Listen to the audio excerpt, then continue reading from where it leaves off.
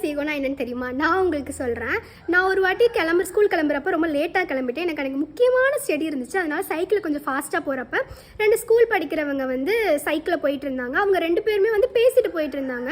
ஆனால் எனக்கு வந்து ஃபஸ்ட்டு ப்ரியாரிட்டி என்னென்னா, நான் வந்து ஸ்டடி கரெக்டாக போயிடணும் அப்படின்னு சொல்லிட்டு நான் வந்து அவங்கள்ட்ட போய் ஓவர்டேக் பண்ணி நான் முன்னாடி போயிட்டேன். முன்னாடி போனதுக்கப்புறம் அவங்க ஒரு 2 மினிட்ஸ் இல்லை 3 மினிட்ஸ் தான் இருக்கும்.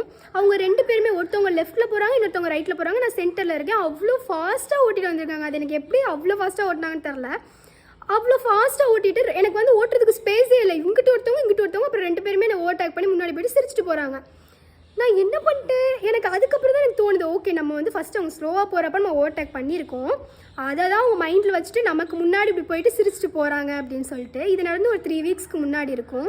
நேற்று கூட நான் போகிறப்ப இதே மாதிரி 2 பேர் வந்து இந்த மாதிரி சைக்கிள் ஓட்டிட்டு பேசிட்டு ரொம்ப ஸ்லோவாக போயிட்டு இருந்தாங்க. இருந்தாலுமே நான் ஓவர்டேக் பண்ணலை. எதுக்கு? நமக்கு பேலன்ஸ் மிஸ் ஆயிருங்க. அவங்க 2 பேருமே வந்து ஒருத்தவங்க லெஃப்ட் ஒருத்தவங்க ரைட்டுனா நமக்கு அந்தளவுக்குலாம் சைக்கிள்லாம் ஓட்ட தெரியாது. அதனால வந்து இந்த மாதிரிலாம் பண்ண வேணாம், நம்ம மெதுவாகவே போவோம், டைம் ஆனாலும் பரவாயில்லன்னு சொல்லிட்டு நேற்று அவ்வளோ லேட்டாக தான் நான் வீட்டுக்கு வந்தேன்.